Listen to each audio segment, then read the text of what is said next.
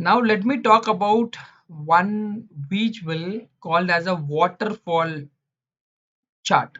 So here you can see that waterfall chart. So I want you to just click on it and you get a waterfall chart here. So this chart will show you like how your profits are increasing or how it is decreasing and what would be your total profit.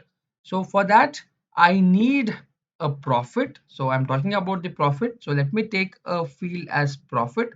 Let me put a profit inside a y-axis. By default it goes to a y-axis, and now I know that in the subcategory I have few components or few subcategories where I make a loss also. I made a loss. You can see I made a loss. We have seen that in your matrix visual or conditional formatting. Now I'll just take a subcategory, and inside your waterfall chart let me take a subcategory, and now you can see this visual.